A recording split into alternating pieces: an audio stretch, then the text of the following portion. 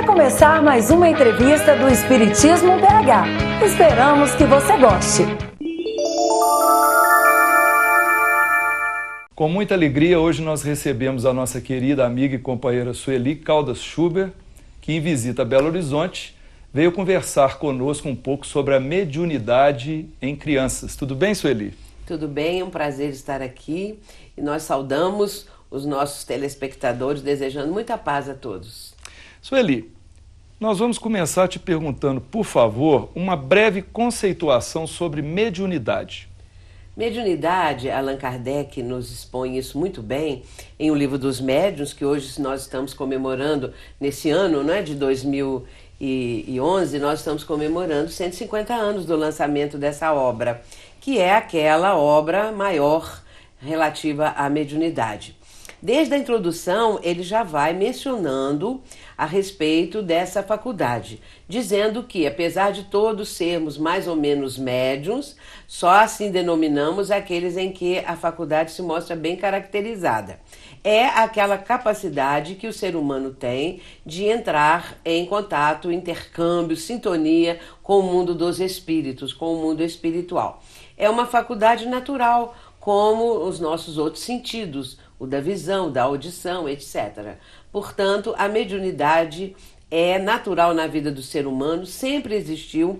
O ser humano, através das épocas, mesmo aqueles homens primitivos, já tinham essa percepção do mundo espiritual, e nós sabemos disso através da presença dos feiticeiros, dos pajés, que eram aqueles responsáveis para entrar em sintonia com os antepassados, que vinham trazer qualquer tipo de orientação, comunicação, ou simplesmente para mostrar que a vida continua.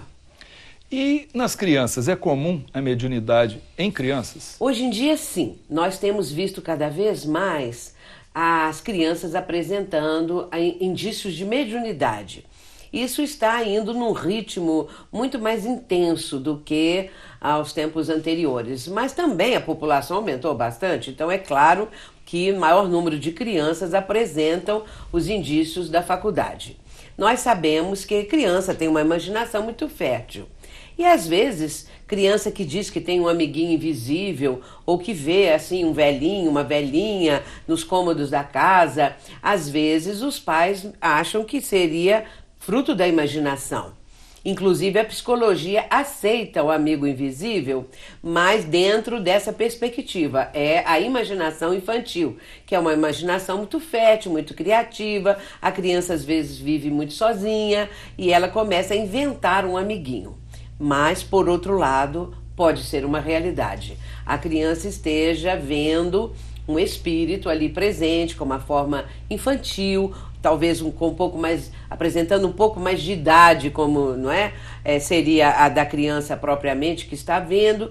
Então isso tem acontecido muito e tornando-se algo assim que preocupa os pais, mas que aos poucos vão entender a naturalidade dessas presenças espirituais. E os pais devem fazer o quê? Estimular ou coibir essa mediunidade nos filhos? Olha, é preciso que haja um certo cuidado, porque estimular e ficar os pais a perguntar o tempo todo: o que você está vendo? Viu alguma coisa hoje? E às vezes dizem assim: ah, meu filho é um missionário, meu filho é um espírito de luz, porque ele vê os vultos, ele vê espíritos. E isso aí não é bom, porque a criança pode começar a achar que é um ser privilegiado, que é um ser diferente. Coibir também não é bom, porque a criança vai ficar, às vezes, amedrontada no sentido do que os pais vão fazer com ela, porque estão proibindo e mesmo assim ela continua vendo. Não se pode segurar ou impedir a presença dos espíritos, porque são eles que querem falar com os encarnados, de forma que por isso eles aparecem. Portanto, o melhor seria procurar uma casa espírita e ali ser orientado. Agora, é claro que os pais nem sempre têm essa noção. A maioria leva a criança para o psicólogo. E nós sabemos que o psicólogo tem muito a contribuir, não porém na área espiritual, porque não é da alçada deles. Mas às vezes contribui com orientações e tudo mais.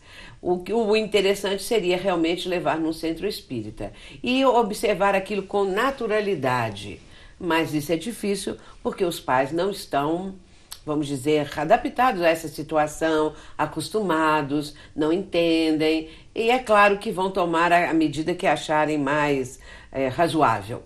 Um fato curioso é que, às vezes, quando a criança vê assim, um velhinho, uma velhinha, uma coisa assim, e diz para o pai e a mãe, eu vejo um velhinho, eu vejo uma velhinha, e pode chamar até de vovó, eu vejo um vovozinho.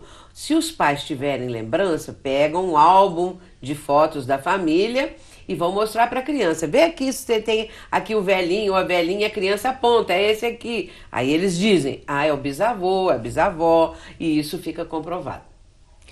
E até que ponto a mediunidade nas crianças deve ser motivo de preocupação para os pais?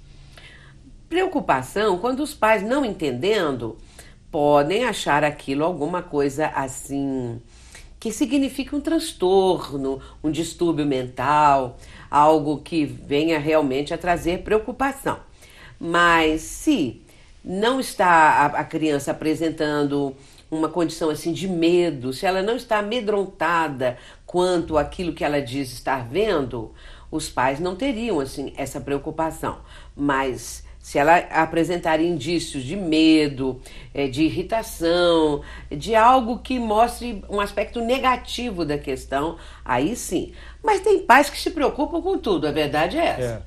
E aí vão procurar aquilo que acharem mais conveniente. Geralmente tem um parente, um vizinho, alguém que fala, leva no centro espírita, e aí já vai mudar o rumo das coisas. E que sinais podem indicar aos pais que os filhos estão manifestando um fenômeno mediúnico e não um distúrbio psicológico ou orgânico? Você está fazendo uma pergunta que nem no campo dos adultos isso é fácil de identificar. Eu vou falar sobre isso até na palestra que vou apresentar no Hospital André Luiz. Que é motivo da sua vinda, né? Aqui exatamente. na cidade. E da UEM, né? A convite da União Espírita Mineira. E também do Hospital André Luiz. Mas o Dr. Jorge Andréa, médico psiquiatra espírita, hoje com 94 anos, num dos seus livros, que são excelentes, Dr. Jorge Andréa diz assim, que os sintomas entre uma obsessão e um distúrbio mental são imbricados, que é muito difícil você identificar. A mesma coisa ocorre com aspectos mediúnicos. Porque se a criança, vamos dizer, tem medo, ou se a criança fala constantemente naquele amigo, naquela circunstância, aí já pode denotar alguma coisa que preocupe, alguma coisa que indique algum distúrbio, se vier acompanhado de outras coisas. Terror noturno, criança que acorde chorando, falando que está vendo alguma coisa horrível, acorda assim assustada. Vários outros aspectos podem estar sendo associados e aí sim dá uma ideia de ser um distúrbio. Geralmente uma criança bem assim pequena, na primeira fase infantil, é mais difícil que um transtorno mental se torne tão visível. Mas claro que, sendo mediunidade, isso pode começar bem aí, pelos 2, 3 anos, né? Pode começar. A idade é muito variável também. Portanto, é difícil identificar. E às vezes o pai e a mãe se levam a criança para um psiquiatra, primeiro é sempre o psicólogo, depois o caminho é o psiquiatra, se esse indicar, um neurologista, se a criança tiver determinados tipos de crises diferentes, que lembram uma crise epilética, alguma coisa desse tipo, aí vai complicando cada vez mais. Porém, um centro espírita poderá dar às vezes a explicação. E quais são as principais causas da obsessão e por que elas atingem também as crianças? A criança é um espírito antigo. Ela só tem o aspecto, né, um corpo físico assim frágil, aspecto infantil, aquela inocência das crianças que elas denotam. Mas ali está um espírito muito antigo que traz sequelas do passado, que traz situações dolorosas do seu ontem, do seu pretérito, e vem hoje nesse aspecto. Nós sabemos, conforme está em O Livro dos Espíritos, quando Kardec vai abordar a questão da infância, que Kardec menciona, e os espíritos respondendo às perguntas de Kardec, que a criança vem com esse aspecto assim frágil para despertar o amor dos pais, as atenções, mas na verdade ali está um espírito muito antigo que às vezes é mais velho que os pais. E sendo assim pode ter desafetos do passado que estão cobrando. Antigamente, não é tão antigamente, mas antigamente, digamos assim, havia uma ideia que criança não sofria obsessão, que criança tinha uma proteção tão especial, mas tão especial, que não havia espírito obsessor atormentando uma criança. O tempo, o estudo veio mostrar que, sendo a criança um espírito antigo, isso pode acontecer.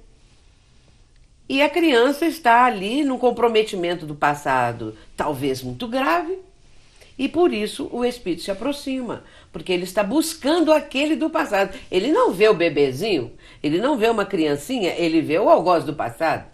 E por isso ele fica ali provocando muitas situações dolorosas para as crianças e dolorosas para os pais, que ficam completamente desnorteados conforme é o caso, a gravidade, crianças que têm ideias até de suicídio, né? Então o pai e a mãe ficam preocupadíssimos. Quando chega nesse ponto, o caso é muito grave. Eu vou lembrar aqui o seguinte, o livro Dramas da Obsessão, de Ivone Pereira, ela vai relatar nesse livro o caso de Leonel e da filha dele, Alcina. Tanto Leonel quanto Alcina eram obsidiados de berço. O Leonel, pai de Alcina, foi obsidiado de berço. E depois, quando ele casou, que a esposa teve essa filha, a filha Alcina era obsidiada de berço. Mas eles tinham muitos comprometimentos do passado gravíssimos, que justificavam, ou pelo menos explicavam, o fato de terem processos obsessivos graves. E quais seriam, então, as alternativas para o tratamento da obsessão, né, dos pais para com os filhos?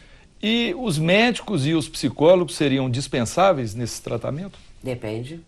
Essa é a parte da pergunta, a parte final. Se médicos e psiquiatras seriam dispensáveis, depende do que a criança apresenta, o quadro. Porque, como eu disse, às vezes é um terror noturno, pode ser a criança com uma hiperatividade, uma agressividade também, que não tem explicação. E é preciso ter o acompanhamento também de um especialista nesse campo. Mas se foi comprovado que é obsessão ou mediunidade assim, no fato bem atormentada, digamos, as duas coisas podem caminhar junto. A gente vê como que o problema é complexo. Se nós começarmos a imaginar situações de crianças que sofrem esses tormentos, e aí já estou falando de crianças de 5 anos, 6 anos, 7 anos, essa fase assim, nós vamos sentir que é doloroso se ela tem distúrbio mental aliado a processo obsessivo. E é um caso assim bastante grave, bastante doloroso para a criança, marca muito a família, lembrando que os pais têm também comprometimentos com essa criança, porque ela não vem no lar de um casal, numa família, numa pessoa, junto a uma pessoa, sem que haja um compromisso também. Fazem parte do problema do passado. Então é difícil de identificar e é difícil de tratar determinados casos. Sim, mas se os pais forem para um centro espírita, e nesse centro espírita houver ali um atendimento de pessoas bem amadurecidas, bem entendidas no assunto, pode minimizar bastante a situação. Como que vai atender essa criança, o que deve ser feito para que possa sofrer menos, porque o sofrimento é grande, não é? Especialmente os pais. No dia a dia, podem os pais contribuir para a saúde espiritual dos filhos que apresentam sinais de mediunidade? E como? Claro, os pais podem, porque se nós não estamos falando mais de espíritas, vamos falar de pessoas que têm uma religião, pessoas religiosas. Isso é importantíssimo, que os pais transmitam aos filhos as noções de Deus, de honestidade, de dever, de ética, essas noções todas, ensinar os filhos a orar. Os filhos precisam aprender a orar, ter um respeito pelo próximo, porque isso tudo deflui da religião. Se os pais encaminharem os filhos numa base religiosa sólida, eles próprios também participando e dando exemplos, é claro que eles vão contribuir para a saúde dos filhos, seja em que religião for. E se for no Espiritismo, melhor ainda, porque a doutrina nos abre uma perspectiva tão ampla, tão bela, tão completa, que o ser tem mais condições, o ser humano, de caminhar, de progredir, de ter algo na vida que realmente seja benéfico para essa criatura, que vai amealhar condições para um salto qualitativo nessa atual reencarnação. Portanto, os pais podem contribuir. Eu gosto sempre de falar das outras religiões, para que nós não fiquemos com fanatismo, mas só o Espiritismo. E olha que eu sou Kardec, não vou dizer até debaixo d'água não, mas nessa vida, na outra e nas outras todas. Então, mas eu acho que é importante nós lembrarmos que as outras religiões, elas têm uma finalidade de melhorar a vida da criatura, de buscar a paz, de buscar o amor. A religião mesmo, o cristianismo, os vários ramos do cristianismo, mesmo tendo essas ideias ainda um pouco sediças, um pouco ultrapassadas, elas têm uma finalidade, né? Que o ser humano seja melhor. E isso é importante, porque haveria menos corrupção, menos desonestidade, haveria ética que hoje a gente quase não encontra, porque isso também precisa ser passado para os filhos. Portanto, os pais podem ajudar muito na saúde espiritual dos filhos. E como lidar com processos mediúnicos de crianças cujos pais não são espíritas? Claro que complica. Claro que fica muito mais difícil, porque aí vem um avô, vem uma avó, vem um vizinho, uma tia, alguém que vai falar alguma coisa. Porque se a criança nasce num meio familiar, vamos dizer, totalmente indiferente a isso, mas a criança apresenta, é claro que por vias indiretas, a espiritualidade vai possibilitar a essa criança uma ajuda. Senão, para que ela veio assim, com indícios de mediunidade, se ela está num meio totalmente adverso? Pode acontecer que venha um avô e peça, deixa eu levar lá no centro espírita onde eu vou, ou um vizinho, ou uma madrinha, um padrinho, alguma coisa desse tipo, não é? Mas se não acontecer isso, a criança, deve haver casos assim, né? A criança acaba ficando taxada de uma criança diferente, uma criança meio louquinha, meio qualquer coisa, e isso pode ser uma dificuldade na vida dela, né? Muitas pessoas sofrem isso. Eu lembro que o próprio Chico Xavier, né? Ele ficou numa época com muita dificuldade. Depois, quando ele foi para madrasta, né, morar com a madrasta, quando o pai dele casou de novo, a madrasta era muito boa, recolheu todos os filhos, que eles estavam todos separados, e Chico com aquela mediunidade estuante, e sofrendo com aquela primeira que tomou conta dele, aquela primeira mulher. E depois, então, ele teve a perspectiva de abrir aquele canal mediúnico, porque a madrasta era muito boa e não corrigia, não impedia, não o sacrificava, né? Então pode acontecer casos assim. Eu me lembro também que, se a gente for citar Divaldo Franco, citar Raul Teixeira, todos começaram muito cedo mesmo. Agora, um caso muito interessante é o de Elizabeth de Perrance. Porque a Elizabeth Sperance, ela nasceu em Londres. Ela vivia num casarão, imagina um casarão em Londres no século XIX. Deve ser aqueles casarões assombrados. E era assombrado porque andava espírito para aquele casarão, para tudo quanto era lado. E ela via. A mãe era muito doente, vivia na cama. E ela ficava por conta das serviçais da casa. O pai viajava num navio, nunca estava presente. Então começaram a achar que ela era doida, porque ela falava que tem os quartos que eram vazios, ela via cheio de espíritos, né? Que ela pensava que era, porque ela tinha 5, 6 anos, ela achava que eram pessoas mesmo. E com isso ela sofreu muito, apanhou. Inclusive a mãe chamou o médico veio e disse que ela era louca. e que aquilo era coisa do demônio. Então ela ajoelhava no chão, chorava já, chegando na pré-adolescência, chorava pedindo a Deus que impedisse os demônios para vir, que sumissem da vida dela. Aí o pai dela veio. Quando o pai dela veio, viu ela tão magrinha e ficou com pena e resolveu levá-la numa das viagens que ele fazia, meses e meses no navio. Ela foi, e lá ela ficou muito feliz que a mediunidade como que tinha desaparecido. Até que um dia ela estava no tombadilho lá com um dos tenentes daquele navio e ela viu um veleiro, um enorme navio vindo na direção deles. E ela começou a gritar, só que ninguém via, só ela. E esse navio atravessou o navio deles. E ela desmaiou, né? Aí veio todo mundo, ninguém viu o tal do navio. E aí a coisa ficou muito difícil para ela, né? Agora, quando ela era adulta, ela foi numa cartomante. E a cartomante falou com ela, você vai casar, falou aquelas coisas que jovem gosta de ouvir. Mas você vê coisas que ninguém vê, falou com ela. Portanto, foi uma vida de sofrimento, né? Assim, na fase infantil. Como podem as casas espíritas se organizar para oferecer apoio às famílias cujas crianças apresentem sinais de mediunidade? Claro que as casas espíritas precisam se preparar para isso. Porque se está aumentando muito o número de crianças que já tenham esses indícios de mediunidade, é natural que as casas se preparem. Aí vou contar o caso da nossa casa espírita, em Juiz de Fora, a Sociedade Espírita Joana de Ângeles. Há bem uns 15 anos, um dos mentores da casa deu uma ideia de um projeto novo de atendimento só às crianças. Uma reunião de tratamento espiritual para as crianças. Assim como as casas espíritas tratam dos adultos, que nós teríamos um momento para atender as crianças. E nós começamos a fazer isso e temos até hoje esse trabalho.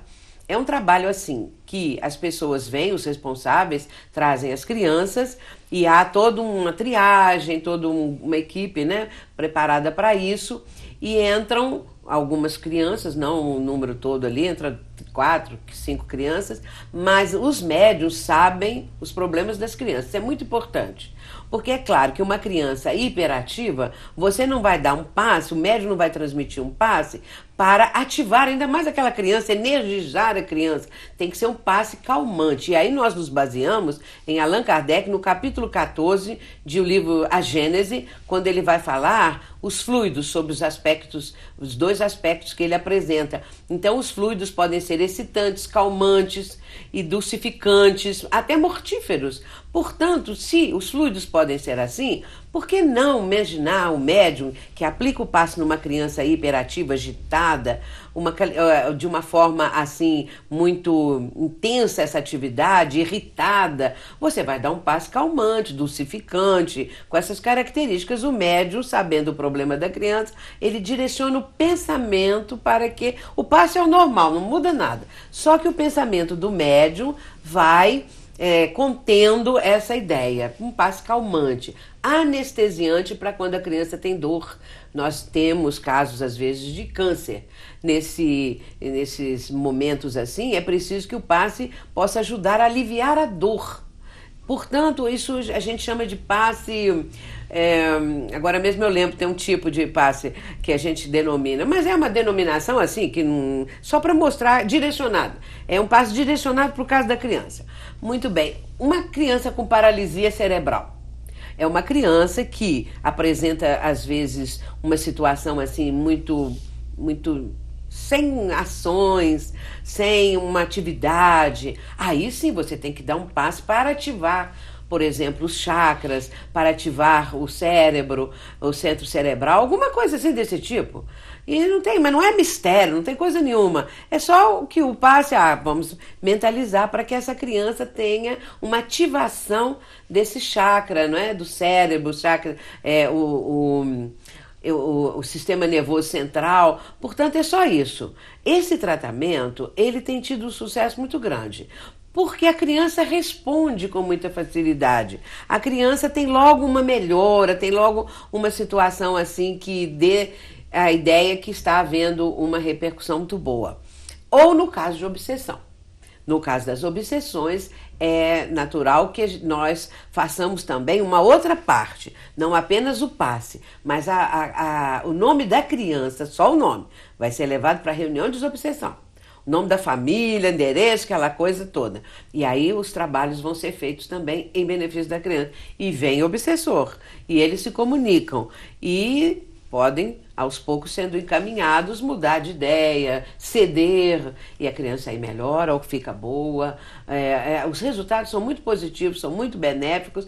Portanto, a Casa Espírita, ela tem recursos, os mais variáveis, para atendimento às criaturas humanas. Nós temos que pensar muito como ajudar melhor, não é?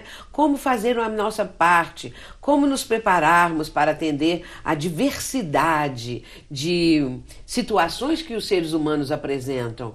E eles vêm com seus problemas, com seus traumas, com suas dores, e a Casa Espírita precisa ter uma condição desse atendimento. E aí começa a questão do atendimento fraterno, que eu gosto muito de falar sobre esse assunto, porque o atendimento fraterno, ele é um cartão de visita da Casa Espírita. Ele é um cartão da Casa Espírita. Se o atendimento fraterno for feito por um atendente despreparado, é claro que o atendido não vai ter a sua situação amenizada, confortada. Não é que nós vamos resolver o problema da pessoa, mas nós vamos mostrar o que a doutrina espírita apresenta para que a criatura enxergue o melhor caminho que ela precisa trilhar. É essa a proposta do atendimento fraterno. E também no caso de obsessão, aí, sendo criança, quem vai estar lá era o pai, ou a mãe, ou o responsável, alguém que vai ouvir, não é? Que vai procurar saber o que é que a criança tem, como agir, o que fazer. Aí entra culto do lar. A família vai ser orientada para que possam fazer o culto do Evangelho no lar, uma vez por semana, pelo menos. A criança precisa passar por esse tratamento de passes e também para a evangelização, encaminhar a criança para a evangelização, cuja evangelização precisa cada vez mais ser aprimorada, porque as crianças de hoje, elas são muito inteligentes. Não tem mais aquele tempo daquela aulinha, porque assim, vem lá um espíritozinho contando isso para a criança e tal. Não, hoje não pode falar. Aquela história da sementinha. Não, hoje não é mais assim. A evangelização, eu não sou evangelizadora, já fui muitos anos. Hoje em dia, muitos anos também que não tenho mais essa atividade. Mas a evangelização, ela precisa estar bem de acordo com os tempos atuais, porque as crianças perguntam, as crianças querem saber. Você acredita que um dia eu estava passando na sala e meu neto de 4 anos estava sentado vendo televisão, vendo um daqueles desenhos animados. E eu passei para lá, passei para cá, aí eu ouvi falar assim, porque o que é ectoplasma? Aí eu falei, ectoplasma num desenho infantil? Aí parei, falei assim, que é isso aí, ectoplasma? Sim, vó, esse negócio de ectoplasma que eles têm aí para fazer as pessoas ficar visível, ficar invisível, acredite. Eu falei, bom, então nós estamos vivendo outro tempo mesmo. Esse garoto de 4 anos hoje tem 19. Você imagina quanta coisa aconteceu nesse meio tempo, né? 15 anos se passaram. Então é isso, as casas espíritas, elas têm um leque maravilhoso de atividades essas atividades podem ser adotadas, reinventadas, aprimorando sempre. Acho que é muito necessário avaliarmos as atividades da Casa Espírita. Todo ano nós procuramos na nossa casa como é que foi esse ano, cumprimos as metas, não cumprimos, o que a gente pode fazer, ouvir o público, quais os temas que o público quer ouvir, sugestões de temas, porque às vezes você vai dar um tema, a pessoa quer ouvir outro completamente diferente, mas nós fazemos assim, um mês é o Livro dos Espíritos, outro mês é o Evangelho. Mas se a pessoa pedir um tema qualquer, ele está inserido numa dessas duas obras, pode saber que está. E temos um mês que é o Céu e o Inferno, e temos um mês que é a gente. Isso você está dizendo é na palestra pública? As palestras públicas. Palestra pública doutrinária. Eu já pulei para as palestras Não, mas públicas. é ótimo, porque eu acho que os assuntos são relacionados. Você falou da evangelização, você falou do tratamento, do atendimento fraterno, e hoje realmente há uma grande preocupação com a pureza doutrinária, no certo sentido, porque tem muita coisa por aí fugindo ao espiritismo, né, Sueli? Importantíssimo. Porque as pessoas, elas dão ideias de temas, mas todo tema que a pessoa der ideia, você encontra nessas obras. elas estão ali em semente, digamos, aí sim, porque Kardec não podia tratar de tudo, mas tem a física quântica no Livro dos Espíritos, por exemplo. Mas você tem que estudar para saber onde que está, né? E aí você acha. Bom, a nossa proposta era essa, pena que acabou, mas nós aqui do Espiritismo BH ficamos imensamente alegres de você ter concedido um momento na sua, eu agradeço muito na sua grande tarefa aqui, né, em Belo Horizonte, para poder ter nos ajudado um pouco. Obrigada, agradeço e desejo muita paz para todos. Obrigado. Então, o que achou desta entrevista? Dê a sua opinião acessando o Fale Conosco. Até breve!